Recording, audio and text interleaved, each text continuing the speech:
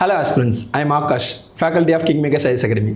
I welcome you all to the KingMakers podcast series named Beyond the Book, where preparation meets perspective. இன்னைக்கு எபிசோடில் நம்ம என்ன பார்க்க போகிறோம்னு பார்த்தீங்கன்னா 75 days Prelims strategy. நம்ம கூட யார் ஜாயின் பண்ணிருக்காங்கன்னு பார்த்தீங்கன்னா KingMakers IAS Academyயோட economy and international relation faculty mister Adil Baig sir. Hi sir. Hi Akash. Hi Akash. Hi aspirants. Okay, to start with, இப்போ ரீசெண்டாக தான் ஃபார்ம்லாம் ஃபில் பண்ணி முடிச்சிருப்போம். ஸோ நமக்கு நிறைய ஆசிலேஷன்ஸ் இருக்கும். நம்ம படித்தது போதுமா, நம்மளால் இந்த ப்ரிலிம்ஸ் கிளியர் பண்ண முடியுமா, இல்லை பேசாமல் துபாய் பக்கமே போயிடலாமா அப்படின்னு சொல்லிட்டு. ஸோ அதை பற்றி நீங்கள் என்ன சார் நினைக்கிறீங்க? நிச்சயமாக இந்த அப்ளிகேஷன் ஃபில்அப் பண்ணுற அந்த ஃபேஸே ஒரு டென்ஸ்டான ஃபேஸ் தான். திக்குன்னு இருக்கும். அது சப்மிட் பண்ண உடனே ஒரு பயம் வரும். ஆக்சுவலி அந்த பயம் நம்ம பாசிட்டிவாக யூஸ் பண்ணி அதே ஒரு மொமெண்டமாக இப்போ உட்காந்து நம்ம நிச்சயமாக படிக்கணும். தட்ஸ் பாசிட்டிவாக பாருங்கள். அதுக்கு தானே நம்ம 1 year ப்ரிப்பேர் பண்ணிக்கிட்டு இருக்கோம். ஸோ அதனால் அதை நினச்சி ரொம்ப பதறாமல் we have to start in a positive note. Okay, 75 days right ஸ்ட்ராட்டஜியோட பாசிட்டிவாக ஸ்டார்ட் பண்ணால் we can make it அப்படின்ற மாதிரி சார் சொல்கிறாரு. டு ஸ்டார்ட் வித், உண்மையாலே 75 days போதுமா சார் ப்ரிலிம்ஸ் கிளியர் பண்ணுறதுக்கு? 75 daysங்கிறது it's more than enough. So be it senior aspirant who has given 3 or 4 attempts அவங்களாவும் இருக்கட்டும், இல்லை ஒரு 1 year ஒரு இன்ஸ்டியூட்டில் படிச்சுட்டு லாஸ்ட் ஒரு 10 months கிளாஸ் அட்டன் பண்ணிட்டு இப்போ தான் ஃபஸ்ட் அட்டம் கொடுக்க போகிறேன் அப்படிங்கிற ஆஸ்பிரண்ட்டாக இருக்கட்டும், எல்லாருமே ஒரு ப்ராசஸில் தான் இருக்காங்க. ஸோ நிச்சயமாக 75 days போதும். நான் என்ன சொல்கிறேன்னா, யாருக்கு இந்த 75 days போதும் அப்படின்னா, இந்த நெக்ஸ்ட் 75 days சரியாக பயன்படுத்துகிறவங்களுக்கு தான். ஸோ நம்ம இந்த 75 days ஃபுல் கான்ஃபிடென்ஸோட, ரைட் ஸ்ட்ராட்டஜியோட, ஒரு ப்ராப்பர் ஷெடியூலோட ஸ்டார்ட் பண்ணால் நிச்சயமாக போதும். ஆனால் இதில் ஒரு முக்கியமான மேட்டர் என்ன அப்படின்னா கன்சிஸ்டன்சி. ஸோ 75 நாளுமே we have to maintain a consistency. ஒரு நாளைக்கு 8 மணி நேரம் படித்தா 5 நாளுமே 8 மணி நேரம் படிக்கணும். ஒரு நாளைக்கு 8 மணி நேரம், அப்புறம் 3 மணி நேரம், அப்புறம் 12 மணி நேரம், இந்த மாதிரி கிராஃப் வேணாம். கன்சிஸ்டண்ட்டாக நம்ம ஒரு 8 hours டெய்லியுமே ஃபாலோ பண்ணோன்னா நிச்சயமாக 75 days போதும். கான்ஃபிடென்ஸ் தான் முக்கியம். ஸோ கான்ஃபிடென்ஸ் தான் you have to be very careful with. So இதில் நம்ம என்ன தெரிஞ்சுக்கலாம்னா, கண்டிப்பாக நம்ம கிளியர் பண்ண முடியும் provided strategy, confidence plus consistency. Next என்னன்னா, இப்போது நம்ம யூபிஎஸ்சி எடுத்துக்கிட்டோம்னாலே most toughest stage of examination என்னென்னு பார்த்தீங்கன்னா ப்ரிலிம்ஸ் தான். அப்போது ப்ரிலிம்ஸ் கிளியர் பண்ணுறதுக்கு என்னென்னலாம் தேவைன்னு நீங்கள் நினைக்கிறீங்க சார்? நிச்சயமாக ப்ரிலிம்ஸ் கிளியர் பண்ணுறதுக்கு என்ன கேட்டிங்கன்னா 5 விஷயம் தேவை. So first of all general ஸ்டடீஸோடைய strong foundational knowledge with conceptual clarity. Foundational நாலேஜும் இருக்கணும், புரிஞ்சிருக்கணும், மனப்பாடம் பண்ணிடக்கூடாது. அந்த ஒரு பிக் 4 சப்ஜெக்ட்ஸில் ஜிஎஸ்சில் இருக்கணும். ரெண்டாவதாக மோஸ்ட் இம்பார்ட்டன்ட் திங் சிசாட் நிறைய பேர் ஃபெயில் ஆகுது. ஸோ சிசாட்டில் பேசிக்காக பிவைக்யூஸையும் கான்செப்சுவல் கிளாரிட்டியோட எல்லா சமமும் போட்டு ப்ராக்டிஸ் பண்ணியிருக்கணும். ஸோ சிசாட் ப்ராக்டிஸ் பண்ணியிருக்கணும். அது ஒரு முக்கியமான விஷயம். மூணாவது விஷயம் பிவைக் அனாலிசிஸ். நம்ம மினிமம் 10 years ப்ரிலிம்ஸ் பிவைக்கு பண்ணணும். நம்ம ஹிஸ்ட்ரி, ஜியாகிரஃபியான சப்ஜெக்ட்ஸ்லாம் 30 வருஷம் வரைக்கும் கூட போகலாம். தேர் won't be a much change. So minimum 10 years ஒரு டீட்டெயில்டு பிவைக்கு அனாலிசிஸ் பண்ணியிருக்கணும். And next is current affairs. So current affairs ஒரு பேர் minimum current affairs of last 12 months, ரஃப்லி ஒரு 10 to 12 months மினிமம் எஃபர்ட்டில் என்னென்னலாம் பேசிக்காக ஒரு ஆஸ்பிரண்ட் பார்க்கணுமோ அதை பார்த்துருக்கணும். அண்ட் லாஸ்ட்டாக ஃபைனலாக test series which is most important. Practice தான் ரொம்ப ரொம்ப முக்கியம். வெறும் படிச்சுட்டே இருந்தால் மட்டும் பாஸ் பண்ணிட முடியாது. ஒரு டெஸ்ட் சீரிஸ் ரெகுலராக வீக்லி பேசிஸில் போடணும். ப்ரிலிம்ஸ் நெருங்க அதை நம்ம டெய்லி பேசிஸில் கூட கொண்டு வரலாம். ஸோ அப்போ இந்த 5 விஷயங்கள் தான் ப்ரிலிம்ஸ் பாஸ் பண்ணுறதுக்கு தேவை. இப்போ நம்ம நெக்ஸ்ட் 75 days இருக்குல்ல, 75 நாளில் இந்த 5 விஷயங்களை தான் நம்ம இந்த 75 நாள் உட்கார வைக்கணும். how we are going to do this 5 things in 75 days, அதுதான் ஷெடியூலிங். ஸோ அதுதான் ஸ்ட்ராட்டஜியே. ஓகே, டாப் 5 விஷயத்த சார் சொல்லிட்டாரு. இப்போ 1 by 1 நம்ம போவோம். ஃபஸ்ட்டு விஷயம் ஜிஎஸ்சில் பொறுத்த வரைக்கும் நம்ம ஃபேவரட் 4 இல்லை கோர் சப்ஜெக்ட்ஸ்க்கு 4 சொல்லுவோம். Economy, polity, history and geography. So இந்த 4 சப்ஜெக்ட்ஸை எப்படி சார் ஹேண்டில் பண்ணுறது? ஓகே, நானாக இருக்கிறதுனால எக்கனாமியில் ஆரம்பிச்சிங்க. ஸோ என்னோட ஆர்டர் வேறு. Polity, economy, history, geography. இல்லை polity, economy, geography, history. And 5வது என்வாயரன்மெண்ட் இருக்குது. பட் நான் என்ன நினைக்கிறேன்னா, என்வாயரன்மெண்ட்டில் பெரும்பாலும் கரண்ட் அஃபேர்ஸோடைய டாமினன்ஸ் அதிகமாக இருக்கிறதுனால I would suggest on these 4. இந்த 4 சப்ஜெக்ட்லையுமே பாலிட்டி, எக்கானமி, ஹிஸ்ட்ரி, ஜியாகிரஃபிலையும் ஃபவுண்டேஷனல் நாலேஜ் இருக்கணும் வித் கான்செப்சுவல் கிளாரிட்டி. ஃபவுண்டேஷனல் நாலேஜ்னால் நான் என்ன சொல்கிறேன் அப்படின்னா, அந்த சப்ஜெக்ட்டுக்குன்னு ஒரு பேசிக்ஸ் இருக்கும், fundamentals. Maybe all India civil சர்வீஸில் ஃபவுண்டேஷனல் வீடியோஸ் போட்டிருப்பாங்க. அந்த லெவலில் படிச்சிருக்கணும். அண்ட் அதை புரிஞ்சு படிச்சிருக்கணும், அண்டர்ஸ்டாண்டிங்கை விட. ஏன்னா ப்ரிலிம்ஸை அண்டர்ஸ்டாண்டிங் இருந்தால் மட்டும்தான் அனாலிட்டிக்கல் கொஸ்டின்ஸே நம்மளால் போட முடியும். ஸோ ஃபவுண்டேஷனலுக்குள்ளே நம்ம என்னென்ன கொண்டு வரலாம்னா ஒரு சில சப்ஜெக்ட்ஸ்க்கு என்சிஆர்டி லைக் ஹிஸ்ட்ரி அண்ட் ஜியாகிரஃபிக்கு என்சிஆர்டி சென்ட்ரிக்காக கொஞ்சம் பேசிக் நாலேஜ் இருந்திருக்கணும்.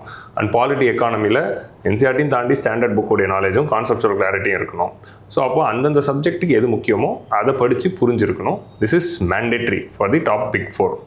ஸோ வித் ரெஸ்பெக்ட் டு ஜிஎஸை பொறுத்த வரைக்கும் நம்ம இப்போ பாலிட்டி எடுத்துக்கோங்களேன். இப்போ நம்ம வந்து கான்ஸ்டியூஷன் நெட்வொர்க்கோ இல்லை நம்ம பொலிட்டிக்கல் தியரியோ படிச்சுட்டு அப்புறம் லக்ஷ்மிகாந்த் படிச்சிருப்போம் ஆர் எனி நோட்ஸ் படிச்சிருப்போம். சப்ஜெக்ட் படித்து முடிச்சுட்டு நம்ம அடுத்து பண்ண வேண்டியது பிவைக்கு அனாலிசிஸ். நான் சொன்ன 3வது மேட்டருக்கு வந்துடுவோம். பிவைக்கு analysis is the most important. அப்போ தான் அந்த சப்ஜெக்ட் கம்ப்ளீட் ஆகுது. பொதுவாக நம்ம சப்ஜெக்ட் ஆரம்பிக்கிறதுக்கு முன்னாடியே பிவைக்கு பார்த்துட்டு அப்புறம் சப்ஜெக்ட் ஆரம்பித்தா அது ஒன்ட் ஒர்க். நம்ம என்ன பண்ணணும்னா நம்ம சப்ஜெக்டை படித்து முடிச்சுட்டு அப்புறம் பிவைக்கு பார்த்தோம்னா நம்மளால் அது கொஞ்சம் இன்டர்னலைஸ் பண்ண முடியும். ஏன்னா கான்செப்டே தெரியாமல் பிவைக்கு பார்த்தா ஒன்றும் புரியாது. ஸோ பிவைக்கு அனாலிசிஸில் நம்ம பாலிட்டிக்கும் எக்கானமிக்கும் 10 இயர்ஸ் போதும். 10 இயர்ஸ் கொஸ்டினில் என்னென்ன ஏரியாவிலேருந்து கொஸ்டின் வந்திருக்கு அப்படிங்கிற அந்த அனாலிசிஸ் பார்ட் மட்டும் நல்லபடியாக பார்த்து வச்சுக்கிட்டாலே போதுமானது. இப்போது இந்த பிவைக்கு அனாலிசிஸில் மோஸ்ட் ஆஃப் தி ஆஸ்பிரன்ஸ் பண்ணுற மிஸ்டேக் என்ன அப்படின்னு பார்த்தோம்னா they are just seeing question and answer. So இந்த கேள்வி இதுக்கு பதில், இந்த கேள்வி இதுக்கு பதில் அப்படி பார்த்துடுறாங்க. இல்லைனா ரேண்டமாக வெறும் கொஸ்டின் ஆன்சர் ஆர் எக்ஸ்ப்ளனேஷன் படிக்கிறதோட நிறுத்திக்கிறாங்க. பட் பிவைக்கு analysis is more than that if you see. So நம்ம என்ன பார்க்கணும் அப்படின்னா பிவைக்யூஸ்லேருந்து we have to take cues. இப்போ ஃபார் எக்ஸாம்பிள் அது எந்த ஏரியாவிலேருந்து வந்திருக்கோ அந்த ஏரியாவை படிச்சிடணும். இப்போது நிறைய பேர் சொல்லுவாங்க ஆப்ஷன்ஸையும் சேர்த்து படிங்க அப்படிங்கிறது ஒன்று இருக்குது. ஸோ அந்த ஏரியாவை முடிச்சிடணும். ஏன்னா ஏரியா ரெப்புடேஷன் வரும் அண்ட் ரேர்லி கொஸ்டின் ரெப்புடேஷன் இருக்கும். ஆனால் area reputation is a known thing. Area ரெப்புடேஷனையும் தாண்டி நம்ம பார்க்க வேண்டியது வேர்ட்ஸ் தான். அந்த வெர்பாட்டியம்னு சொல்லுவோம். ஒரு ஸ்டேட்மெண்ட் எப்படி யூபிஎஸ்சி டிசைன் பண்ணுறாங்க, ஒரு ராங் ஸ்டேட்மெண்ட் எப்படி அவங்க டிசைன் பண்ணுறாங்க. ஏன்னா நம்ம பிவைக்யூஸ் எடுத்துகிட்டு ஒரு 10 வருஷத்தில் இருக்கிற இந்த ராங் ஸ்டேட்மெண்ட் எல்லாத்தையுமே நம்ம அனலைஸ் பண்ணாலே நமக்கு யூபிஎஸ்சியோடைய மைண்ட் செட் புரிஞ்சிடும். ஓகே அப்போ இப்படி இருந்தால் தப்பாக இருக்குது, இப்படி இருந்தால் தப்பாக இருக்குதுன்னு ஒரு கியூ கிடைக்குது. அந்த கியூ நம்ம கெஸ்ஸிங் எபிலிட்டியில் பயனுள்ளதாக இருக்கணும். ஸோ அப்போ இந்த மாதிரி ஒவ்வொரு ஸ்டேட்மெண்ட்டையும் எப்படி கேட்குறாங்க, ஒரு ஏரியாவிலேருந்து கொஸ்டின் வந்தால் எந்த ஏரியாவை ஃபோக்கஸ் பண்ணுறாங்க, இந்த கான்ஷியஸ்னஸோட பிவைக்கு அனாலிசிஸ் பண்ணணும் rather than just seeing question and answer. So அப்போது foundational knowledge of the subject along with PYQ தான் ஜிஎஸ் உடைய கோர். அது இந்த 75 டேஸில் பண்ணணும். ஓகே, டு சம்மிட் அப் என்ன சொல்கிறாருன்னா சார், ஜிஎஸ்ஸை பொறுத்த வரைக்கும் கான்செப்ட் முக்கியம் பிகிலே அப்படின்னு சொல்கிறாரு.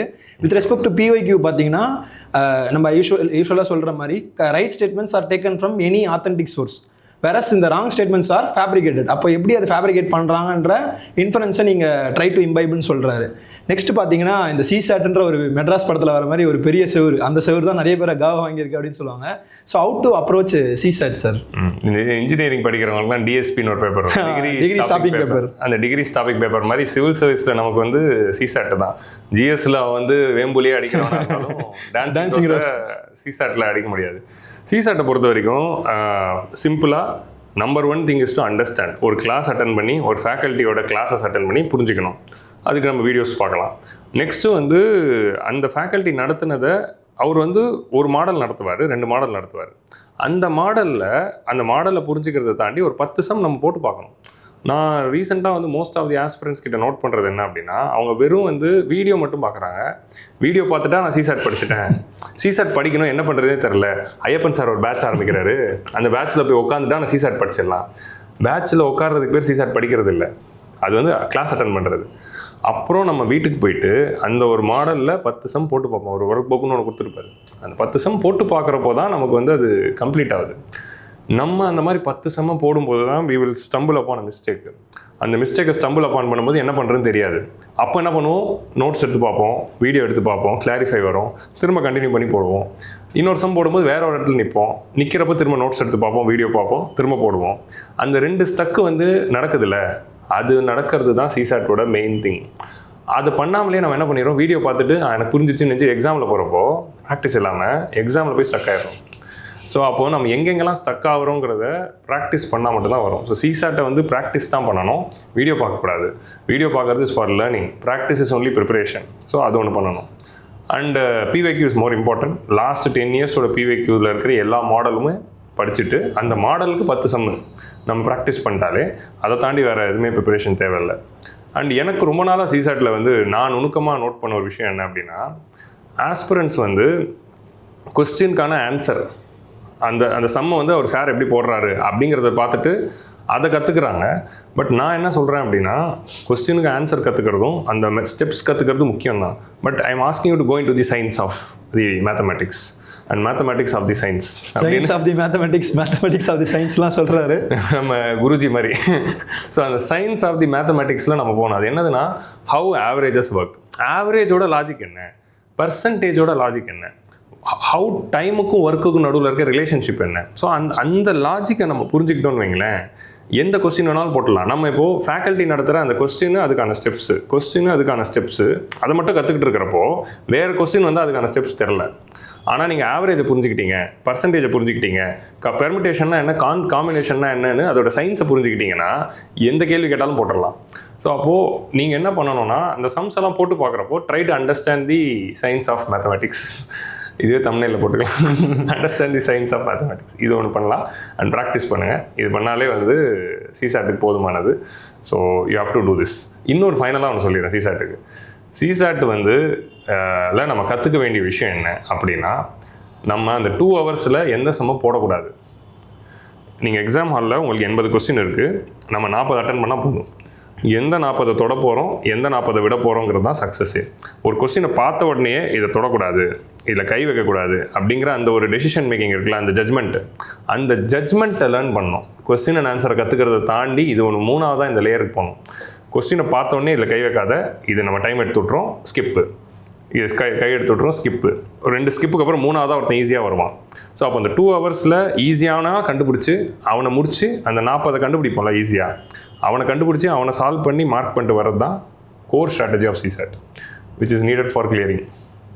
சார் சொன்னதில் ஒரு 2-3 விஷயம் ரொம்ப முக்கியமான விஷயம். குருஜி ஸ்டைல்லே சொல்லணும்னா, if you understand the logic you can do மேஜிக்னு சொல்லலாம். செகண்ட், எந்த கொஸ்டினை நம்ம அட்டன் பண்ணணும், அட்டன் பண்ணக்கூடாதுன்றது ரொம்ப ரொம்ப குரூஷியலான கால்.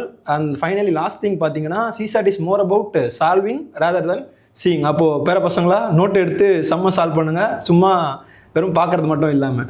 அடுத்து முக்கியமான ஏரியா என்னன்னு பார்த்தீங்கன்னா பிவைக்யூ இப்போ நிறைய பேர் பார்க்கணும்னு சொல்லுவாங்க, சப்ஜெக்ட் வைஸ் பாருங்கள் இல்லை இயர் வைஸ் பாருங்கன்ட்டு. இப்போ அந்த பிவைக்யூவை எப்படி ஹேண்டில் பண்ணுறது? ஸோ பிவைக்யூவில் நம்ம ஆல்ரெடி சொன்ன மாதிரி நான் ஆல்ரெடி ஒன்று மென்ஷன் பண்ணோம், கொஸ்டின் அண்ட் ஆன்சர்னு போகாமல் யூ அண்டர்ஸ்டாண்ட் தி வெர்பாட்டியம் அப்படிங்கிற அந்த ஹேண்டிலில் பார்த்தோம். இப்போ ஆஸ்பிரன்ஸ் இருக்கிற மிகப்பெரிய கொஸ்டின் வந்து இயர் வைஸ் போகிறதா சப்ஜெக்ட் வைஸ் போகிறதா அப்படிங்கிற கொஸ்டின் தான். என்ன கேட்டிங்கன்னா, I don't know what I do both. இப்போது அது எப்படின்னா, இப்போ நான் பாலிட்டி படிக்கிறேன், பாலிட்டி படித்து முடித்தோன்னா அரிஹந்த் புக் இருக்கும், 10-30 இயர்ஸ் பெரிய புக்கு. அந்த புக்கு எடுத்து பார்த்துட்டு அதோட 30 இயர்ஸில் மேக்ஸிமம் பார்ப்போம். இல்லை லக்ஷ்மிகாந்தில் பின்னாடி அவரே கொடுத்துருப்பாரு. ஸோ அப்போது படிக்கிறப்போ ஐ சி சப்ஜெக்ட் வைஸ். அப்புறமா ரேண்டமாக பிவைக்யூவோட இப்போ வந்து நம்ம கணேசன் அவன் சொல்லுவார், பிவைக்யூவோட என்டையர் கொஸ்டின் பேப்பரையுமே யூபிஎஸ்சியோட தான் அப்படியே பிரிண்ட் போட்டு ஸ்பைரல் போட்டு வச்சுக்கிறது. ஒரு 10 வருஷத்தோட இயர் வைஸ் பிவைக்யூவை ஸ்பைரல் போட்டு வச்சுக்கிட்டு, அது ஒரு டிக்ஷனரி மாதிரி, ஒரு அட்லஸ் மாதிரி ரெஃபரன்ஸ் புக்கு. போர் அடிக்கிறப்போ எடுத்து 2-3 பேஜை திருப்பி அப்போ இயர் வைஸாக பார்க்குறது. ரேண்டமான கொஸ்டின் ஆர்டரில் பார்த்துட்டு போர் அடிக்கிறப்போலாம் அந்த இயர் வைஸ் பார்த்து அப்போது வெர்பாட்டியம் பார்க்குறது, ட்விஸ்ட் எங்கே வைக்கிறாங்கன்னு பார்க்குறது, எப்படி வந்து ராங் ஸ்டேட்மெண்ட்டை டிசைன் பண்ணுறாங்க. இப்போ நிறைய நம்ம ட்ரிக்ஸ் எல்லாம் வந்துருச்சுல்ல, இப்போ மார்க்கெட்டில் சொல்கிற ட்ரிக்ஸ் எல்லாம் யாரோ ஒருத்தர் அனலைஸ் பண்ணிவிட்டு நமக்கு சொல்லிக் கொடுக்குறாரு. ஆக்சுவலி இந்த ட்ரிக்ஸை வந்து நம்மளாக அதை வந்து இன்டர்னலைஸ் பண்ணால் தான் அது ஒர்க் ஆகும். ஸோ அது வந்து வி ஹேவ் டு ரியல். நிறைய பேர் என்ன பண்ணிடுறாங்கன்னா, use this trick to get 130 marks அப்படின்னு தம்ப்நெயில் வச்சுருவாங்க. அதை பார்த்துட்டு நம்ம பசங்களாம் அந்த ட்ரிக்கெல்லாம் கற்றுக்கிட்டு அவன் போய் அப்ளை பண்ணுவான், அவனுக்கு 80 மார்க் கூட வராது. அப்போது என்ன லாஜிக்னா, அவர் பிவைக்யூவை டெப்த்தாக போயிட்டு இன்டர்னலைஸ் பண்ணதுனால அவருக்கு 130 வந்துருச்சு. அதே மாதிரி நீங்களும் அதை அவர் சொன்னதெல்லாம் இன்டர்னலைஸ் பண்ணிவிட்டு ட்ரை பண்ணால் தான் வரும், அவர் சொன்னது கேட்டு போய் பண்ணால் வராது. So you sit with PYQ, you try to internalise, you try to find out whatever they said, அது இருக்கா, அது ஒர்க் ஆகுதா அப்படின்னு. Just because they said, don't blindly do that. So அப்போ நான் என்ன சொல்கிறேன்னா, பிவைக்யூவில் நீங்கள் கண்டுபிடிங்க, you try to find that path. Spiritual path தான் அது. ஒரு சிஷ்யன் குரு கிட்ட போனார், குரு வந்து டேரெக்டாக சொல்லாமல் நீயே கண்டுபிடி அப்படின்னு நம்ம இதிலலாம் பார்த்துருக்கோம் ஸ்டோரிஸில். அந்த மாதிரி தான் இது. யூ ஃபைண்ட் அவுட், அந்த ஒரு பாத்துக்குள்ளே நுழைஞ்சு அவங்க வெளியே வரும்போது they will have internalise. And அதுதான் வந்து பிவைக்யூ அனாலிசிஸில் ரொம்ப முக்கியம். அண்ட் இந்த பிவைக்யூஸில் இப்போ இந்த ட்ரிக்ஸுக்கு வந்து எப்படி ஹேண்டில் பண்ணுறதுன்னு ஒரு மிகப்பெரிய பஞ்சாயத்து போகுது. இந்த 130 மார்க் ப்ளஸ் எப்படி எடுக்கிறது அப்படின்னு. அந்த ட்ரிக்ஸுக்கு வந்து முக்கியமான லாஜிக் என்ன அப்படின்னா, ட்ரிக்ஸ் கம் ஆஃப்டர் நாலேஜ் தான். நீங்கள் கொஸ்டின் பேப்பர் பார்த்த உடனே அவர் சொல்லி கொடுத்த ட்ரிக்கை வச்சு முதல் கொஸ்டின்லேருந்தே பார்க்குறது அது அப்படி கிடையாது. First use the knowledge. உங்கள் நாலேஜில் 35 கொஸ்டின் போட்ட பிறகு அப்புறம் வந்து 2 ஆப்ஷன் எலிமினேட் பண்ணிவிட்டு அந்த 2 ஆப்ஷனில் இருக்கிறதெல்லாம் அட்டன் பண்ணுவோம். இந்த 11:10 11:15 அப்புறமா தான் ட்ரிக்கே வருதுன்றேன் நான். 9:30 மணிக்கே ட்ரிக் யூஸ் பண்ணக்கூடாது. 11 மணிக்கு அப்புறம் 11:10 அப்புறமா நான் வந்து 60 கொஸ்டின் தான் அட்டன் பண்ணியிருக்கேன், இன்னொரு 20 புஷ் பண்ணணும், இன்னொரு 18 புஷ் பண்ணணும், இன்னொரு 30 புஷ் பண்ணணுங்கிற போது உங்களுக்கு அப்போது எந்த லாஜிக்கும் ஒர்க் ஆகாத போது தான் ட்ரிக்கு.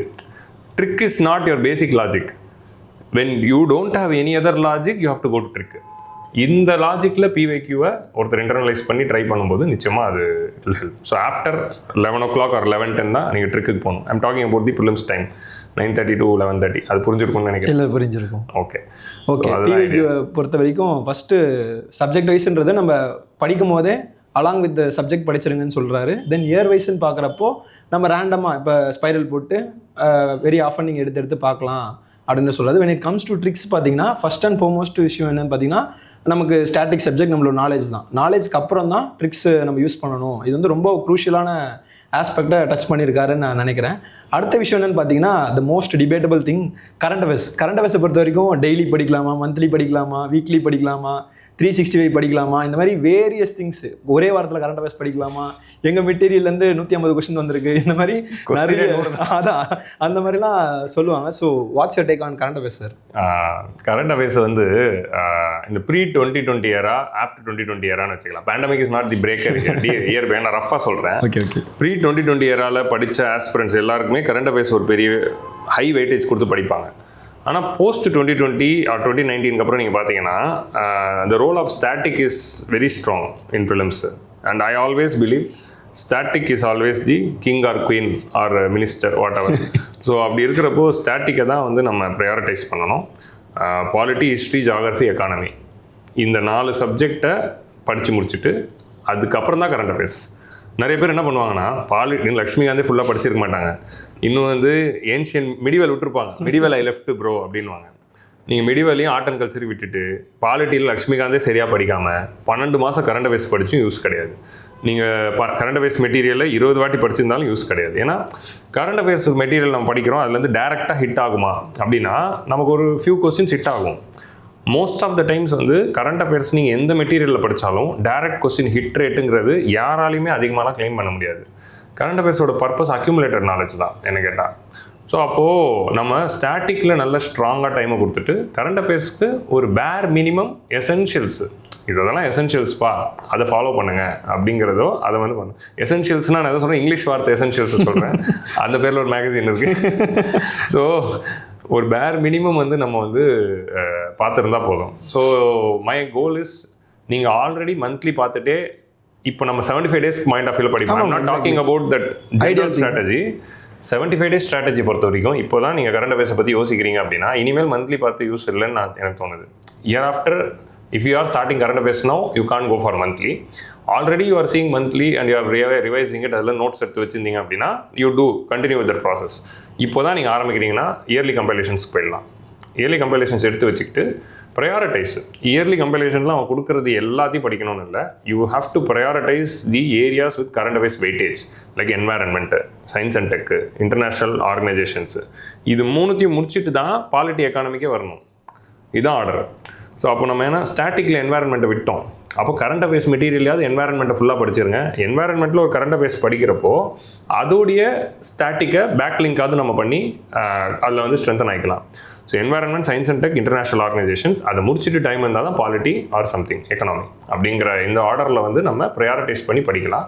கரண்ட் அஃபேர்ஸில் எல்லா சப்ஜெக்ட்ஸும் அந்த 365 மெட்டீரியல் இப்படி அடுக்கி வச்சு பார்த்தா இவ்வளோ பெருசாக தான் தெரியும். அது அவ்வளோ பெருசாக அப்படி பார்க்காம ஃபஸ்ட்டு என்வாயர்மெண்ட்டை முடிப்போம். ஒன் அட் அ டைம் எடுத்துகிட்டு கொஞ்சம் கொஞ்சமாக அது முடிப்போம். That is the best strategy. And இன்னொன்று முக்கியமான விஷயம், if you R a person who already use to read daily news paper, daily current affairs follow பண்ணீங்க, மந்த்லி கரண்ட் அஃபேர்ஸ் ஆல்ரெடி ரெகுலராக பார்த்து நோட்ஸ் எடுத்துகிட்டு இருந்தீங்க அப்படின்னா இனிமேல் வந்து நீங்கள் இந்த 10 months-ஆவோ 1 year-ஆவோ எடுத்த நோட்ஸை ரிவைஸ் பண்ண ஆரம்பிச்சிருங்க. நிறைய பேர் என்ன பண்ணுவாங்கன்னா மந்த்லி மேகசின் ஃபுல்லாக படித்து நோட்ஸ்லாம் எடுத்துருப்பாங்க. அதுவே 2 புக் இருக்கும். அதை கடைசி வரைக்கும் திறந்தே பார்க்க மாட்டாங்க. இன்னும் 2 மாதம் முடிச்சுட்டு ஏப்ரலுக்கு அப்புறம் நம்ம ரிவைஸ் பண்ணிப்போம். ஏப்ரலில் அந்த புக் எடுத்து பார்த்தா பெருசாக இருக்கும். அவங்க எடுத்த நோட்ஸை ரிவைஸ் பண்ணுறதே அவங்களுக்கு முடியாமல் போகும். அப்போது அவர் entire effort is going in vain. So இனிமேல் வந்து உங்களோட நோட்ஸை எடுத்து நீங்கள் படிங்க. ஏன்னா நம்ம நோட்ஸு நம்ம ஹேண்ட் ரைட்டிங்கில் எடுத்து படிக்கிறப்போ அதுவே ஒரு கான்ஃபிடென்ஸை கொடுக்கும். ஸோ இந்த prelims is all about confidence தான். ஸோ அப்போது கரண்ட் அஃபேர்ஸ்க்கு பேர் மினிமம் எஃபர்ட் தான், not at the cost of static முடிக்காமல் கரண்ட் அஃபேர்ஸ் போகிறது யூஸ் இல்லை. அதுதான் என்னுடைய strong opinion. Okay, if you are starting to read from today அப்படின்னா நீங்கள் best go for early compilation சொல்கிறாரு. அதுலேயும் ப்ரையாரிட்டைஸ் யுவர் சப்ஜெக்ட்னு சொல்கிறாரு. One more thing, ideal way to clear prelims அதில் என்ன சொல்கிறாருன்னா strong static with minimum effort of current அஃபேர்ஸ்ன்னு சொல்கிறாரு. அடுத்து மோஸ்ட் இம்பார்ட்டன்ட் திங் என்னென்னு பார்த்தீங்கன்னா டெஸ்ட் சீரிஸ்.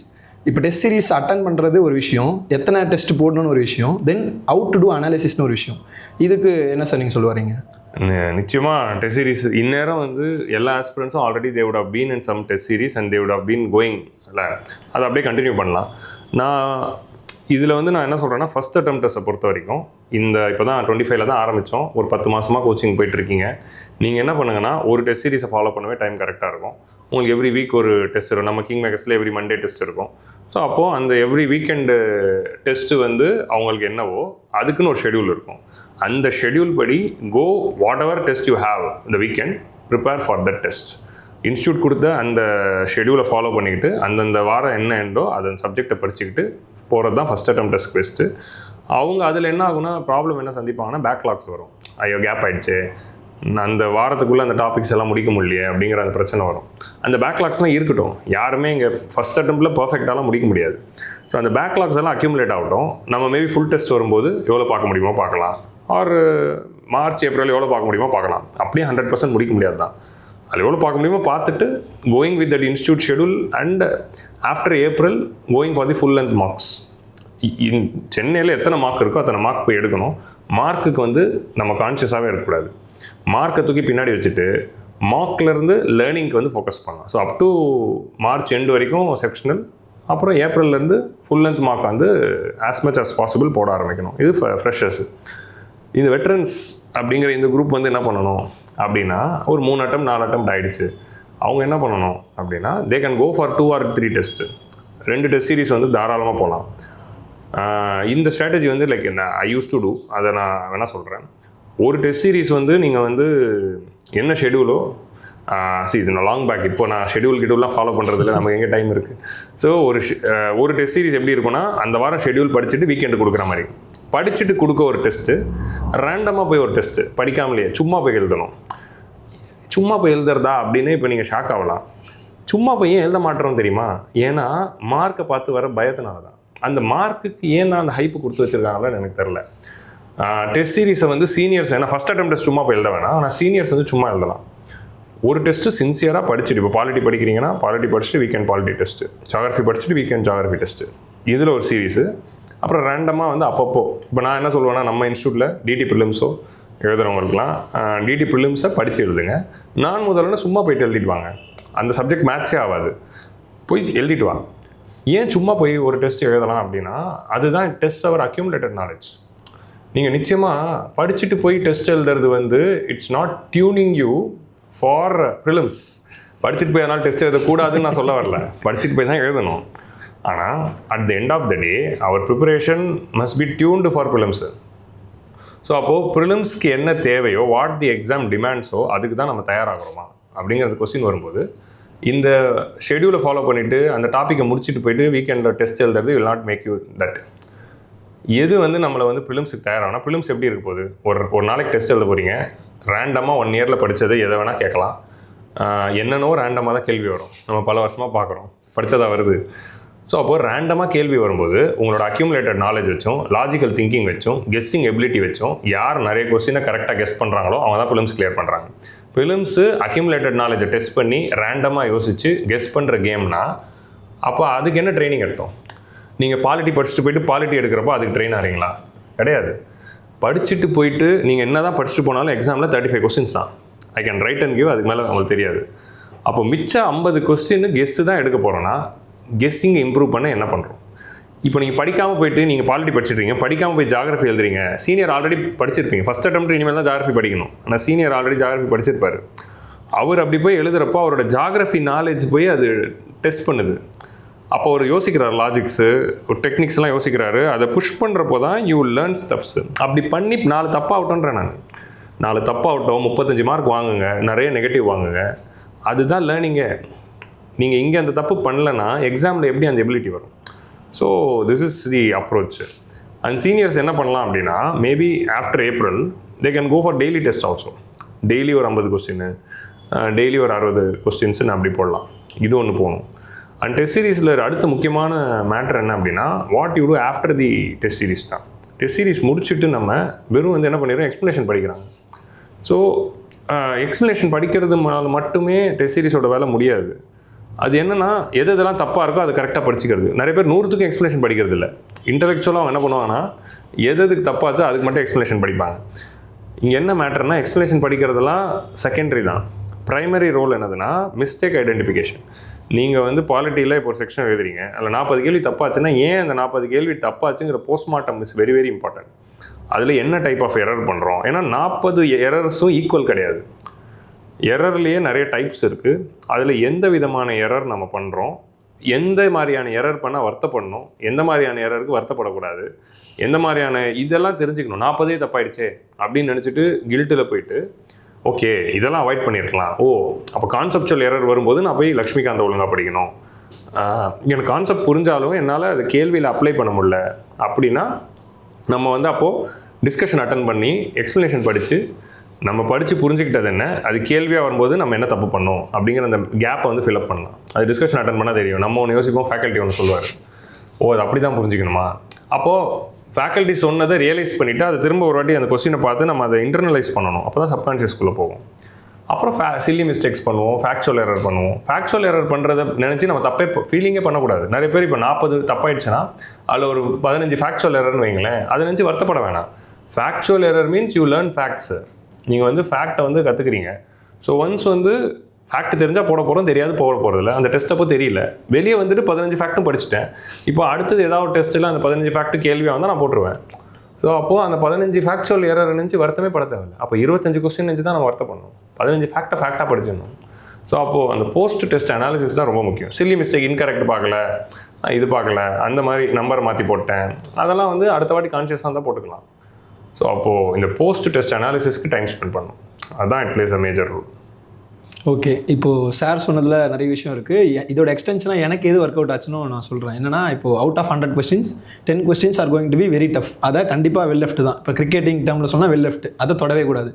30 கொஸ்டின்ஸ் தான் நமக்கு தெரிய போகுது. அது நான் ஏர் 1 இருந்தாலும் சரி, ப்ரிலிம்ஸ் ஃபெயில் ஆனவங்களாக இருந்தாலும் சரி, யுனானிமஸாக எல்லாருக்கும் 30 கொஸ்டின்ஸ் தான் தெரிய போகுது. அந்த 30 கொஸ்டின்ஸ்க்கு நம்ம வீக்லி ஒரு டெஸ்ட் சீரிஸ் படிச்சுட்டு போய் எழுதுறோம்ல, that is more than enough. ஓகேவா? செகண்ட் டே 60 கொஸ்டின்ஸ் நம்ம கெஸ் தான் பண்ண போகிறோம் அப்படின்னு சார் சொல்லிட்டாரு. அந்த 60 கொஸ்டின்ஸ்க்கு நமக்குன்னு ஒரு கெஸ்ஸிங் பேட்டர்ன் இருக்கும். ஓகேவா? இப்போ நம்ம இந்த ஏரியாவில் இது கெஸ் பண்ணால் ஒர்க் அவுட் ஆகுது, இது கெஸ் பண்ணால் ஒர்க் அவுட் ஆகலை. இப்போ சார் சொன்னார்ல, நம்ம வெறும் தப்பானதை மட்டும்தான் உட்காந்து எக்ஸ்ப்ளனேஷன் பார்க்குறோம் அப்படின்னு சொல்லிட்டு நம்ம கெஸ் பண்ணி கரெக்டானதுக்கும் லாஜிக் பார்க்கணும். ஏன்னா அப்போ தான் நம்மளோட லாஜிக் பேட்டர்னே மோல்ட் ஆகும். இப்போது அவர் சொன்னார்ல, நம்மளுக்கு May 24க்கு முன்னாடி எழுதுகிற எல்லா டெஸ்ட்டுமே லேர்னிங் தான், பண்ணுற எல்லா தப்புமே லேர்னிங் தான். அப்போ நம்ம தைரியமாக பண்ண வேண்டிய தப்பு, ரொம்ப கேவலமான தப்பு, ஆர்டிகல் 21 என்னன்னு தெரியலனா கூட பரவாயில்ல, அதை தைரியமாக பண்ணிவிட்டு நம்ம இதுக்கு மேலே நான் பண்ணுறதுக்கு தப்பே கிடையாதுடா அப்படின்னு எல்லா தப்பையும் பண்ணிவிட்டு May 24 போகிறப்ப தான் நம்ம ஒரு பெட்டர் பொசிஷனில் இருப்போம். நம்ம தப்பு பண்ணுறதுக்கு கூச்சப்பட்டோம்னா கண்டிப்பாக நம்ம பண்ண மாட்டோம். அதுதான் எனக்கும் ஒர்க் அவுட் ஆகிருக்கு. நானும் சொன்னது, சாரும் அதே விஷயத்தை தான் சொல்கிறாரு. ஸோ இப்போ நெக்ஸ்ட் விஷயம் என்னென்னு பார்த்தீங்கன்னா, ஃபஸ்ட் அட்டம்ப்ட்ஸ் இந்த வீடியோ பார்க்குறப்போ ஒரு மாதிரி பதட்டமாக இருக்கும். என்னடா என்னென்னவோ பேசுகிறாங்க, ஒன்றும் புரியல அப்படின்னு சொல்லிட்டு. ஸோ அவங்களுக்கு என்ன சார் சொல்ல வரீங்க? ஆக்சுவலி ஃபஸ்ட் அட்டம்ப்ட்ஸ் ரொம்ப பாவப்பட்டவங்க தான். ஏன்னா நம்மளும் ஃபஸ்ட் அட்டம் கொடுத்துருக்கோம், அதனால தெரியும். இந்தியாவில் யார் ஃபஸ்ட் அட்டம்ப்டாக இருந்தாலும் நீங்கள் இருக்கிற அதே ஸ்டேட்டஸில் தான் இருக்காங்க. அதுவும் நீங்கள் நிறைய பாவமோ மற்றவங்களாம் ஜாலியாக இருக்காங்களோ கிடையாது. இப்போ நானும் ஃபஸ்ட் அட்டம் கொடுத்து தான் வந்திருக்கேன், நீங்களும் ஃபஸ்ட் அட்டம் கொடுத்து தான் இருக்கீங்க. கேமராக்கு பின்னாடி இருக்க அவரும் ஒரு ஃபஸ்ட் அட்டம் கொடுத்துருக்காரு. ஸோ அப்போ எல்லாருமே ஒரு ஃபஸ்ட் அட்டம் கொடுத்துருப்போம். அப்போ எல்லாருமே ஈக்குவலி பொசிஷனாக தான் இருந்திருப்போம். ஏன்னா ஒரு ஃபஸ்ட் அட்டம் கொடுக்குறப்போ ஒரு இன்ஸ்டியூட்டில் சேர்ந்து படிப்போம். அந்த சப்ஜெக்டை புரிஞ்சிக்கிறதுக்கும் கிளாஸ் அட்டன் பண்ணுறதுலேயே டைம் போயிருக்கும். வீட்டுக்கு போயிட்டு படிக்கவே டைம் இருக்காது. ஸோ கிளாஸ் அட்டன் பண்ணுற அந்த டைமுமே இட்ஸ் பார்ட் ஆஃப் லேர்னிங் தான். Anyway you have to do தட்டில் அந்த ஒன்ஸ் தான் நம்ம பண்ணுறோம். அப்போ அதை தாண்டி மிச்சம் இருக்கிற அந்த கொஞ்சம் டைமில் மண்டே டெஸ்ட் வர வீக்கெண்ட் டெஸ்ட்டு கொஞ்சம் படிச்சுட்டு அப்புறம் 3 மணி நேரம் எடிட்டர் கிளாஸ்லாம் அட்டன் பண்ணிட்டு இதெல்லாம் பண்ணிவிட்டு நம்ம 100% ஃபுல்லாலாம் படிச்சிருக்க மாட்டோம் எந்த சப்ஜெக்ட்லையும். அப்படி இருக்கிறப்போ நிறைய பேர் இந்த டவுட்டே வந்துடும், நம்ம இந்த அட்டம்ப்டை வந்து கொடுக்கலாமா இல்லை ஸ்கிப் பண்ணிவிட்டு அடுத்த வருஷம் பெஸ்ட்டாக வந்து செகண்ட் அட்டம் கொடுத்துடலாமா அப்படிங்கிற, இந்த ஃபர்ஸ்ட் அட்டம்ப்ட் வந்து 27 கொடுத்துடலாமா அப்படிங்கிற மாதிரிலாம் தோணும். நான் என்ன சொல்கிறேன்னா, நீங்கள் எந்த விதமான ப்ரிப்பரேஷன் ஸ்டேஜில் இருந்தாலும் கிவ் தி ஃபர்ஸ்ட் அட்டம்ப்ட், அது கொடுத்துடணும். ஏன்னா இந்த யாராக இருந்தாலும் அவங்க வந்து 100% சிலபஸ் கவரேஜ் அப்படின்னு ஒன்று இல்லை. நானும் 100% சிலபஸ் கவரேஜ் பண்ணல, எந்த ஒரு ஆஸ்பிரண்ட்டும் 100% சிலபஸ் கவரேஜ்லாம் பண்ணதில்லை. ஸோ அப்படி இருக்கிறப்போ எவ்வளோ படிச்சிருக்கோமோ அவ்வளோ படிச்சுட்டு எல்லா சப்ஜெக்ட்ஸ்லேயும் எவ்வளோ பேர் மினிமம் நம்மளால் இந்த 1 இயரில் என்ன பண்ண முடிஞ்சதோ அதை மட்டும் கரெக்டாக பண்ணிவிட்டு நம்ம போய் கொடுத்துறது தான் பெஸ்ட்டு. இப்போ மிச்சம் இருக்க 75 நாள் என்ன பண்ணணும், 75 நாளுமே உங்களோட வீக்கெண்டில் வரக்கூடிய அந்த டெஸ்ட்டை ஃபோக்கஸ் பண்ணுங்கள். அந்த டெஸ்ட்டுக்கு என்ன ஷெடியூலோ அதை படிச்சுட்டு போய் எழுத பாருங்கள். அதில் பேக்லாக்ஸ் வந்துச்சுன்னா அது ஏப்ரல் மேல கவர் பண்ணுறதுக்கு ஃபோக்கஸ் பண்ணுங்கள். அண்டு ஏப்ரல் மந்தில் வேணால் நம்ம மார்க் டெஸ்ட் ஸ்ட்ராட்டஜி பற்றி வேணால் இன்னொரு வீடியோ போடுவோம். ஸோ மார்க் டெஸ்ட்டை வந்து நம்ம வந்து ஒரு 5லேருந்து ஒரு 10 மார்க் டெஸ்ட் எடுக்கலாம் தாராளமாக. சென்னையில் எந்தெந்த இன்ஸ்டியூட் போடுறாங்களோ எல்லாத்துலேயும் போய் எடுங்க. ஸோ அப்படி எடுக்கிறப்போ நம்ம அந்த மார்க் டெஸ்ட்டில் அந்த 100 கொஸ்டின்ஸில் எப்படி எலிமினேட் பண்ணுறது, எப்படி first round second round plan பண்ணுறது, எத்தனை மணிக்கு செகண்ட் ரவுண்டுக்கு போகிறது, அப்போது ஃபஸ்ட் ரவுண்ட்லேயே மார்க் பண்ணிடலாமா செகண்ட் ரவுண்ட்லேயே மார்க் பண்ணிடலாமா, இந்த விஷயங்கள்லாம் தனியாக இன்னொன்று லேர்ன் பண்ண வேண்டியது இருக்குது. ஸோ அதை ஏப்ரலில் கற்றுக்கலாம். ஸோ அப்போ இந்த ஒரு ஜேர்னியில் நெக்ஸ்ட்டு 1 வீக் அவங்க அந்த டெஸ்ட் ஷெடியூலை ஃபாலோ பண்ணிட்டு போகிறது தான் பெஸ்ட்டு. அண்டு உங்களோட based on what ever this 10 monthஸில் அவங்களுடைய ஸ்ட்ராங் ஏரியா எதுன்னு அவங்க பார்த்து வச்சாங்களோ அதை நல்லபடியாக ரிவைஸ் பண்ணிவிட்டு போகணும். ஆனால் என்ன நான் சொல்கிறேன் அப்படின்னா, ஒரு கான்ஃபிடென்ஸை மட்டும் விட்டுறக்கூடாது. நம்ம தான் படிக்கவே இல்லை, நமக்கு தான் எதுவுமே தெரிலன்னு. உங்களுக்கு எக்ஸாம் போகிறதுக்கு முன்னாடி எவ்வளோ பதட்டம் இருக்கோ அவ்வளோ பதட்டம் தான் எனக்கும் இருக்கும், இவருக்கும் இருக்கும். ஸோ ஃபஸ்ட் அட்டெம்ப்டருக்கு ப்ரிலிம்ஸ் முன்னாடி என்ன பயம் இருக்குமோ அந்த பயம் எனக்கு இருக்குது. ஸோ அப்போது எல்லாருக்குமே அந்த பதட்டம் இருக்க தான் செய்யும். ஸோ அதை எப்படி நம்ம ஹேண்டில் பண்ணுறோம் அப்படிங்கிறது தான் இட் மேட்டர்ஸ். அதனால் ஃபஸ்ட் அட்டெம்ப்டர்ஸ்க்கு I would ask them to go with this தான். ஓகே, ஃபஸ்ட் அட்டெம்ப்டஸ்க்கு இன்னொரு விஷயம், மை கைண்ட் அட்வைஸ் என்னன்னா, இப்போ ஃபஸ்ட் அட்டெம்ப்ட்லேயே கிளியர் ஆகணும், இப்போ 21 இயர்ஸ்லேயே சர்வீஸ் வாங்கணுன்ற ப்ரெஷருக்குள்ளலாம் சிங்கின் ஆகாமல் கேபினெட் செக்ரட்டரி ஆக முடியும். யார் ஒருத்தர் யூடியூப்ல கேட்குறாரு, sir what have to do to become cabinet secretary, what have to do with to finish Laxmikanth, அதை கேளு முதல்ல. கரெக்ட். அப்போது இப்போ ஃபஸ்ட் அட்டெம்ப்டஸை பொறுத்த வரைக்கும் ஒரு டெஸ்ட் ஷெடியூலை கம்ப்ளீட்டாக ஃபாலோ பண்ணுங்கள். அதை மட்டும் பண்ணிவிட்டு நீங்கள் வாட்ச் நெக்ஸ்ட்டுன்றதை பார்த்துட்டு ப்ரிலிம்ஸ் கொடுங்கன்னு சொல்கிறாங்க. நெக்ஸ்ட்டு இப்போ ஃபஸ்ட் ஆட் பண்ணி என்னதுன்னா, ரிசல்ட் மேலே இருக்கிற அந்த பயம் இல்லாமல் இருக்கணும். அதுதான் வந்து நீங்கள் யோசிக்கணும். ரிசல்ட்டை நம்பி ஐயோ ஃபஸ்ட் அட்டெம்ப்ட்லேயே நான் ப்ரிலிம்ஸ் கிளியர் பண்ணோம், அந்த ப்ரெஷர் எடுத்துக்காமல் போய் நார்மலாக பெர்ஃபார்ம் பண்ணாலே கிளியர் பண்ணிடுவீங்க. ப்ரெஷரெல்லாம் எடுத்துக்கிட்டு போது தான் அது வராமல் போகுது. ஸோ அது ஃபஸ்ட் அட்டெம்ப்டஸ் ஞாபகம் வச்சுக்கணும். கண்டிப்பாக அந்த ப்ரெஷரே நம்மளோட பெர்ஃபார்மன்ஸை ஹிண்டர் பண்ணும். சரி, ஃபஸ்ட் அட்டெம்ப்டஸை பற்றி பேசிட்டோம். அதுக்கப்புறம் தான் அந்த ஓஜி ரிப்பீட்டர்ஸ். இப்போ என்னன்னா, இப்போ ரிப்பீட்டர்ஸ் அப்படி ஒரு வார்த்தை வந்து சரி ஓகே, நல்லா ரிப்பீட்டர்ஸ் இல்லை. இப்போ நான் சொன்ன ஃபஸ்ட் அட்டெம்ப்டஸ் ப்ரெஷர் கூட இன் அடிஷன் டு இப்போ வீட்டு ப்ரெஷரு, ஃபேமிலி ப்ரெஷரு, வேலை ப்ரெஷரு, முடி கொட்டுற ப்ரெஷரு, இந்த மாதிரி வேரியஸ் ப்ரெஷரையும் ஆட் ஆகிட்டு இருக்கிற ரிப்பீட்டர்ஸ் என்ன தான் பண்ணாலும் ஈவன் ஆஃப்டர் ரிப்பீட்டட் ஃபெயிலியர்ஸ் அவங்க திருப்பி மன தைரியத்தை வர வச்சுட்டு ப்ரிலிம்ஸ் போகிறாங்க. அவங்களுக்கு நெக்ஸ்ட் 75 days என்ன பண்ணலாம், உங்களோட மெசேஜ் சார்? மெயின் விஷயம் என்ன அப்படின்னா, இந்த எக்ஸாமுக்கு நான் ஆல்ரெடி சொல்கிறேன், confidence is a major ingredient. So அவங்க வந்து எனக்கு தெரிஞ்சு 3 அட்டெம்ப்ட் வரலனாலும், 5 அட்டெம்ப்ட் ப்ரிலிம்ஸ் எழுதி வரலனாலும், 4 அட்டெம்ப்ட் ப்ரிலிம்ஸ் எழுதி வரலனாலும், இந்த அட்டெம்ப்டில் எனக்கு ப்ரிலிம்ஸ் வருது அப்படிங்கிற அந்த ஒரு பிலீஃப் நிச்சயமாக இருக்கணும், ஃபெய்த் இருக்கணும். ஸோ வேர்ல்டே வந்து ஃபெய்த்தை நம்பி தான் ஓடுது. அந்த ஃபெய்த் வந்து நம்ம வந்து ப்ரிப்பரேஷன்லேயும் கொண்டு வரணும். நிச்சயமாக இந்த அட்டெம்ப்ட் வந்து எனக்கு ப்ரிலிம்ஸ் வந்து வரப்போகுது அப்படிங்கிற அந்த ஃபெய்த்தோட எஃபர்ட் பண்ணணும். ஃபெய்த் இருந்து, செல்ஃப் கான்ஃபிடென்ஸ் இருந்து, உங்கள் மேலே நீங்கள் செல்ஃப் டவுட் இல்லாமல் இருந்தால் தான் you will be dedicated to your schedule. நம்ம பாஸ் ஆக போகிறோமா, நமக்கு டவுட்டு தான், வருமா வராதா அப்படின்னு அந்த மொமெண்ட்டில் போகிறப்போ நம்ம ஷெட்யூல்லையும் நம்ம ஸ்ட்ராட்டஜிஸ் மேலேயும் நமக்கு டவுட் வரும். எப்படியும் படித்தா மட்டும் வந்துட போதா, அந்த ஆட்டிடியூடில் போயிட்டு ஷெட்யூல் வீக் ஆகிடும். ஸோ அப்போ யாரால் ஷெட்யூலை நல்லா இம்ப்ளிமெண்ட் பண்ண முடியுதுன்னா, என்னால் பாஸ் ஆக முடியும் அப்படின்னு நம்புறவங்களால தான் முடியுது. ஸோ அப்போ அதை நோக்கி அவங்க கொண்டு போகணும். அண்ட் அதை தாண்டி நான் சொன்ன எல்லாத்தையும் பண்ணணும். இப்போ மார்ச் முடிகிற வரைக்கும் அவங்க வந்து நான் டபுள் டெஸ்ட் சீரீஸில் போகணும், பாலிட்டி, எக்கானமி, ஹிஸ்ட்ரி, ஜியாகிரஃபி நல்லா படிச்சிருக்கணும். பிவைக்கு அனாலிசிஸ் ஒரு ஃபஸ்ட் அட்டெம்ப்டரோட பெட்டரில் position to go depth into the PYQ பண்ணுற இடத்துல யார் இருக்காங்கன்னா சீனியர்ஸ் தான் இருக்காங்க. ஸோ நிறைய பிவைக்யூஸில் டைம் ஸ்பெண்ட் பண்ணி அனலைஸ் பண்ணலாம். அண்ட் மார்க்கில் வந்து தே கேன் எக்ஸ்பெரிமெண்ட், அதில் வந்து நிறைய எக்ஸ்பெரிமெண்ட் பண்ணலாம். அண்ட் மார்க்கை பொறுத்த வரைக்கும் சீனியர்ஸ் கிட்ட நான் சொல்கிற ஒன்று என்னென்னா, 4 அட்டெம்ப்ட் ஆகிட்டு எனக்கு மார்க் டெஸ்ட்டில் 60 தான் வருது அப்படின்னு நினைக்காதீங்க. போன அட்டெம்ப்ட் 60 தான் எல்லா மார்க்லையும் எடுத்தவங்க டாப்பர் ஆகி ஐஏஎஸ் ஆனாங்க. ஸோ அப்படிலாம் நான் 2-3 பேரை பார்த்துருக்கேன். ஸோ எந்த ஒரு மார்க்குமே 60 வராமலே சர்வீஸ் வாங்கியிருக்காங்க.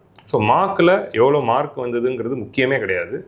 What we learnt and May 24க்கு தேவைப்படுற மைண்ட் கான்ஃபிடென்ஸை ரெடி பண்ணுமா அப்படிங்கிறது தான் அந்த மார்க்லேருந்து we have to take. It's a philosophical thing more than ப்ராக்டிக்கலாக நம்ம சொல்கிறதோட. அண்ட் இதுதான் வந்து சீனியர்ஸ் பண்ணணும். கான்ஃபிடென்ஸ் மட்டும் விடக்கூடாது. இன்னிலேருந்து நம்ப ஆரம்பிங்க, அவ்வளோதான். இந்த 75 டேஸை நான் ஒழுங்காக இருந்தால் போதும், ரீல்ஸ் பார்க்காம இருந்தால் போதும், அப்படி நினச்சாலே போதும். இதே ஒரு ரீல்ஸில் வரும். ஒரு ஜென் மோடில் பேசுகிறாரு. நான் என்ன சொல்கிறேன்னா, அந்த நேம் மார்க்குன்றது எதுக்கு வந்ததுன்னா நம்மளை மார்க் பண்ணுறதுனால தான் வந்ததுன்னு நினைக்கிறேன். நல்லா இருக்கு. ஓகேவா? அதனால் ஜஸ்ட்டு யூஸ் மார்க்கை ஃபார் யுவர் சிமுலேஷன். நம்ம யூபிஎஸ்சியில் என்ன பண்ணுவோமோ அந்த ப்ராசஸை சிமுலேட் பண்ணுறதுக்காக மட்டும் வச்சுக்கோங்க. So to finish it of, last question. இப்போ நம்ம டைலாக்ல சொல்கிற மாதிரி ஃபைட் வேணுமா ஃபைட் இருக்குது, டான்ஸ் வேணுமா டான்ஸ் இருக்குன்னு எல்லாமே இருந்தோம். நீங்கள் சொல்கிற எல்லாத்தையும் பண்ணிட்டோம் சார், பட் ஸ்டில் ப்ரிலிம்ஸ் வரல. அப்படி வர்றதுக்கான எக்ஸ் ஃபேக்டர் என்ன அப்படின்னா எதை சார் சொல்லுவீங்க? ஓகே, எக்ஸ் ஃபேக்டர்னு ஒன்று சொல்லாமல் எக்ஸ் ஒய் இசட் சொல்லுங்கள். எக்ஸ் ஃபேக்டர்ஸ்னு வச்சுக்கலாம். மூணுமே சார், 3 ஆங்கிள்லையும் போயிடலாம். ஸோ என்னதுன்னா, ப்ரிலிம்ஸை பொறுத்த நான் 2-3 ஆஸ்பிரன்ஸ், சீனியர் ஆஸ்பிரன்ஸ் பார்க்குறேன். They have every thing to get in to service, but they still not clear prelims. அந்த கேட்டகரி நான் பார்த்துருக்கேன். அப்போது அவங்கக்கிட்டலாம் பழகி இருக்கிறப்போ எனக்கு என்ன தோணுது அப்படின்னா, கான்ஸ்டண்ட்டாக அவங்கக்கிட்ட பழகினப்போ கிடைச்ச ஃபீட்பேக் என்னதுன்னா, they are giving up in the exam. அந்த 2 மணி நேரத்தில் பண்ணுற சொதப்பல் தான். எல்லாம் படிச்சிருப்பாங்க, பாலிட்டி, எக்கானமி, ஹிஸ்ட்ரி, ஜாகிரஃபிலாம் பிச்சு உதருவாங்க, செக்ஷனல் டெஸ்ட் வரைக்கும் கூட சூப்பராக அடிச்சிருப்பாங்க. ஆனால் மார்க் டெஸ்ட் வர ஆரம்பித்தோடனே அந்த ஒரு பதட்டம் வர ஆரம்பிச்சிரு. ஐயோ, தி டே வருது, இந்த May 24 ப்ரிலிம்ஸ் டே வருது, அந்த ப்ரிலிம்ஸ் டே வருதுங்கிற அந்த ப்ரெஷர் பில்டப் ஆகுது. ஸோ தன்னுடைய நார்மல் பர்ஃபார்மன்ஸை அவங்களால பண்ண முடியல. ஸோ அப்போ எக்ஸாம் ஹாலில் போய்ட்டு அந்த 2 ஹவர்ஸில் பண்ணுற சொதப்பல் தான் மெயின் காரணம். அப்போ அந்த 2 ஹவர்ஸில் நம்ம பேனிக் ஆகாமல், மனசை ஒருநிலைப்படுத்தி, கான்ஃபிடென்ஸை லூஸ் பண்ணாமல் கேஷுவலாக பெர்ஃபார்ம் பண்ணுறதுக்கு சேட்டன் இப்போ ஒரு 2 6 அடித்தார், 97 சூப்பர் நாக்கு. அந்த நாக்கில் அடிக்கிறப்போ அவர் எப்படி கேஷுவலாக இருந்தாரோ அப்படி கேஷுவலாக தோனி மாதிரி அது கேஷுவலாக ஹேண்டில் பண்ண கற்றுக்கிறது தான் ப்ரிலிம்ஸ் கிளியர் பண்ணுறதுக்கு ஒரு எக்ஸ் ஃபேக்டர். May 24 அன்றைக்கி ப்ரெஷர் இருக்கும், நர்வஸ்னஸ் இருக்கும், ஆங்ஸைட்டி இருக்கும், எல்லாம் எனக்கு இருக்கும். ஆனால் 9:30க்கு அப்புறம் கொஸ்டின் பேப்பர் பார்க்க ஆரம்பித்தோடனே நீங்கள் வந்து உங்கள் ஸ்ட்ராட்டஜி என்னவோ அதை ப்ளே பண்ண ஆரம்பிக்கணும். பேனிக் மோடுக்கு போயிடக்கூடாது. அதுதான் ஒரே விஷயம். இதை தான் மார்க்கில் நம்ம கற்றுக்கணும். இது ஒரு எக்ஸ் ஃபேக்டர். அடுத்த எக்ஸ் ஃபேக்டர் வந்து கான்ஃபிடன்ஸ் தான். நான் திரும்ப சொல்கிறது, you should believe in you. Self doubt வளர்ந்துட்டே போச்சுன்னா நிச்சயமாக ப்ரிலிம்ஸ் வர்றது கஷ்டம் தான். ஏன்னா நம்ம 35 கொஸ்டின் தான் போட போகிறோம், 50 கொஸ்டின் கெஸ்ட் தான் எடுக்க போகிறோம். அப்போ ஒரு கால்குலேட்டட் கெஸ்ட் எடுக்கணும்னா உங்கள் மேலே கான்ஃபிடென்ட் இருந்தால் தான், இல்லை பி இல்லை சி தான், நம்ம சியை போடுவோம் அப்படின்னு போய் சியை போடுவோம். நம்ம பி இல்லை சின்னு முடிவு பண்ணிவிட்டு மார்க் பண்ண போகும்போது lack of confidence and lack of self doubt தான் ஒருவேளை பியாக இருக்குமோ அந்த ஒரு டவுட்டை கொடுக்குதா, பிஏ போட்டுரும். நமக்கு எப்படி கரெக்ட் ஆன்சர் டக்குன்னு வரும்? நமக்கு எப்படி வந்துடும்? நமக்கெல்லாம் எப்படிங்க வரும்? நமக்கு எப்படிங்க ஈஸியாக எவ்வளோ தெரியும்? நமக்கு எப்படி 10 கொஸ்டின் கரெக்டாக தெரியுது? கண்டினியூஸாக பி வருது. அதெல்லாம் ஒன்றும் கிடையாது. ஸோ அப்போ செல்ஃப் கான்ஃபிடன்ஸ் இருக்கிறப்போ தான் சினா சி போடுவீங்க, பினா பி போடுவீங்க. அதுதான் கான்ஃபிடென்ஸோட ரோல். அந்த செல்ஃப் கான்ஃபிடன்ஸ் தான் உங்களை அந்த 2 ஹவர்ஸ் வந்து கொஸ்டின் பேப்பருக்கும் உங்களுக்கும் உங்கள் ஸ்ட்ராட்டஜிக்கும் அக்யூமுலேட்டட் நாலேஜுக்கும் இருக்கிற அந்த கனெக்ஷனை வந்து கொண்டு வருது. அந்த கான்ஃபிடன்ஸ் இல்லாத போது பதட்டம் வந்துடுது, ஃபியூச்சர் நினச்சி பயம் வந்துடுது. ஃபெயில் ஆகிட்டா என்ன ஆகும், அம்மா அப்பா என்ன சொல்லுவாங்க, நம்ம 1 இயர் போயிடுச்சா, அந்த தாட் அந்த 2 ஹவர்ஸில் வரக்கூடாது. அவ்வளோதான் ஒரே கேம். அந்த 2 ஹவர்ஸில் கொஸ்டின் பேப்பர் நம்மளோட அக்யூமுலேட்டட் நாலேஜ், நம்மளோட லாஜிக்கல் திங்கிங், நம்ம கேம் ஃப்ரீயாக இறங்கி ஆடணும். இது ஒரு முக்கியமான X factor. And most important அதான் எக்ஸ் ஒய் ஃபேக்டர் வச்சுக்கலாம். இசட் ஃபேக்டர் என்ன அப்படின்னு பார்த்தீங்கன்னா, ஐ பர்சனலி நான் 3 ப்ரிலிம்ஸ் ஃபெயில் ஆகிருக்கேன். ஸோ நான் 3 ப்ரிலிம்ஸ் ஃபெயில் ஆகிறப்போ நான் பார்த்த 2 விஷயங்களும் ஆல்ரெடி சொல்லிட்டேன். ஒன்று வந்து அந்த எக்ஸாம் 2 ஹவர்ஸ் எக்ஸாம் ஹாலில் போகிறது, இன்னொன்று மார்க் டெஸ்ட்டை வந்து சரியாக பயன்படுத்தாதது. இது ஒரு என்னோட பர்சனல் ரீசன். அண்ட் அதை தாண்டி ஃபைனல் இசட் ஃபேக்டருக்கு வரேன். இசட் ஃபேக்டர் வந்து lack of understanding of what prelims is. ப்ரிலிம்ஸ்னால் என்ன, ப்ரிலிம்ஸ் நம்மக்கிட்ட என்ன எக்ஸ்பெக்ட் பண்ணுது, அந்த எக்ஸ்பெக்டேஷன்ஸ்க்கு நம்ம தயாரானோமா, இந்த கேள்வியில் தான் மெஜாரிட்டி 90+% வந்து காலியாக வராங்க. ப்ரிலிம்ஸ் ஒன்று எக்ஸ்பெக்ட் பண்ணுது, நம்ம ஒன்று தயாரிக்கிறோம், நம்மளாம் ஒன்று நினச்சிக்கிறோம், பாலிட்டி ஃபுல்லாக படித்து முடிச்சுட்டா எனக்கு வேலை முடிஞ்சிச்சு, மார்க் டெஸ்ட்லனா நிறைய மார்க் வந்தால் ப்ரிலிம்ஸ் பாஸ் ஆகிடலாம், மார்க் டெஸ்ட்டில் மார்க்கே வரலன்னா ப்ரிலிம்ஸ் ஃபெயில் ஆகிடலாம். இந்த ரூல்லாம் யார் எழுதுனா? ஸோ இதுதான் தப்பு. ப்ரிலிம்ஸ் என்ன எக்ஸ்பெக்ட் பண்ணுது? இப்போ நான் இந்த வீடியோவில் ஆல்ரெடி சொன்னது தான். Prelims is expecting you to guess 50 questions using your accumulated knowledge, calculated guesses, knowledgeable guesses and tricks. லாஸ்ட்டாக தான் tricks. So accumulated knowledge, knowledgeable logical guesses and calculated risk and trick. அப்போது இந்த 4 பயன்படுத்தி தெரியாத கொஸ்டினுக்கு ஆன்சர் கொண்டு வரது தான் prelims. So prelims is all about bringing right answer for the questions you don't know. It's not about marking the answers for the question you know. நம்ம காலேஜில் படிக்கிறப்போ என்ன பண்ணிடுறோம்னா, நம்ம அந்த மெட்டீரியல் படிப்போம், 10 கேள்வி படிப்போம், ஒரு 15 கேள்வி படிப்போமா, அந்த 15 கேள்வி படிச்சுட்டு போயிட்டு அந்த 15 கேள்வியிலேருந்து 10 கேள்வி வரும், எழுதி 90 வாங்கிடுவோம், 85 வாங்கிடுவோம். அப்படி தான் நிறைய பேர் யூனிவர்சிட்டி ரேங்க்லாம் வாங்கியிருக்காங்க. ஸோ நான் என்ன தான் சொல்லி, ஆனால் நம்ம அதே ஆட்டிடியூட் எக்ஸாமுக்கு வந்துடுறோம். நம்ம லக்ஷ்மிகாந்த் படிச்சுட்டு போனால் பாஸ் ஆகிடலாம் அப்படிங்கிறது, லக்ஷ்மிகாந்த் படிச்சுட்டு போனால் பாஸ் ஆகிடலாம் தான். ஆனால் அது மட்டுமே போதாது. ஸோ இங்கே என்ன நடக்குதுன்னா, படிச்சுட்டு போய் தெரிஞ்ச கொஸ்டின் வரும்போது மார்க் பண்ணிட்டு வர்ற தான் ப்ரிலிம்ஸுங்கிற அந்த ஒரு நம்பிக்கையில் தான் நிறைய பேர் வந்து மிஸ் பண்ணுறாங்க. அது கிடையவே கிடையாது. படிச்சுட்டு போயிட்டு நீங்கள் நல்லா படிக்கணும், நீங்கள் படித்த ஏரியாவிலேருந்து கொஸ்டின் வரும், அந்த கொஸ்டின் எல்லாம் கரெக்டாக போடணுங்கிறது என்ட்ரி லெவல் தான். அது பண்ணிட்டீங்கன்னா தான் நீங்கள் காம்படிஷனுக்குள்ளே வரீங்க. காம்படிஷன் வந்து தெரியாத 50 கொஸ்டினை எப்படி கெஸ் பண்ணிங்கிறது தான். So competition is not in the marking the known question, it is bringing right answer to the unknown questions. How to bring right answer to the unknown questions, அதுக்கு தயாரானமா, அதுதான் கொஸ்டின். அது நம்ம அடுத்த பாட்காஸ்ட்டில் சந்திக்கலாம் அப்படின்னு கட் பண்ணி தொடரும்னு போட்டாங்களே. ஏன்னா that is a very big topic to explore. தெரியாத கொஸ்டின் எப்படி ஆன்சர் கொண்டு வருது, அதுதான் Z factor. So X factor, Y factor, Z factor இதுதான். கான்ஃபிடென்ஸ், செல்ஃப் டவுட் இல்லாமல் இருக்கணும். அண்ட் எக்ஸாமுக்கு என்ன தேவைப்படுதோ அதை நோக்கின வழியில் நம்ம போகணும். அந்த 2 ஹவர்ஸை சொதப்பாமல் வச்சுக்கணும். இதுதான் 3 ஃபேக்டர். ஓகே, ஒரு 3 டைமென்ஷனலில் ஆன்சர் சொல்லிட்டாரு. ஸோ இப்போ என்ன பேசணும்னு நம்ம எல்லாரும் பார்த்துட்டோம். நெக்ஸ்ட் 75 டேஸ்க்கு என்னென்ன பண்ணணும்னு சொல்லிட்டு அந்த விஷயத்த பண்ணுங்க. ஆனால் இன்னொரு முக்கியமான விஷயம் என்னன்னு பார்த்தீங்கன்னா, இப்போ இந்த ப்ரிலிம்ஸோட ஃபேக்டர் தெரிஞ்சிச்சு. ப்ரிலிம்ஸ் வந்துட்டு ப்ரெஷர் ஹேண்ட்லிங், கான்ஃபிடன்ஸ், இதெல்லாம் இப்போ நம்ம என்ன தான் படித்தாலும் knowing the subject is different from clearing prelims. So இதை வச்சுட்டு உங்களோட பொட்டன்ஷியலை நீங்கள் மெஷர் பண்ணிக்காதீங்க. அடுத்த 75 டேஸ்க்கு நாங்கள் சொன்ன எல்லாத்தையுமே ஒழுங்காக பண்ணிங்கன்னா ஸ்டில் யூ கேன் கிளியர். ஓகேவா? அதனால் நாங்கள் என்ன உங்களுக்கு விஷ் பண்ணுறோன்னா, இந்த 75 டேஸை கரெக்டாக யூஸ் பண்ணிவிட்டு come out with flying colours. அடுத்த எபிசோடில் இந்த மாதிரி ஏதாவது டாபிக்ஸ் பற்றி நீங்கள் பேசணுன்னா கமெண்ட் பண்ணுங்கள். ஆதில் சார் கூட இந்த எபிசோட் பண்ணது ரொம்ப நல்லா இருந்தது. ஐ ஹோப் உங்களுக்கும் யூஸ்ஃபுல்லாக இருக்கும். தேங்க்யூ ஆகாஷ், நல்லபடியாக எபிசோட் போச்சு.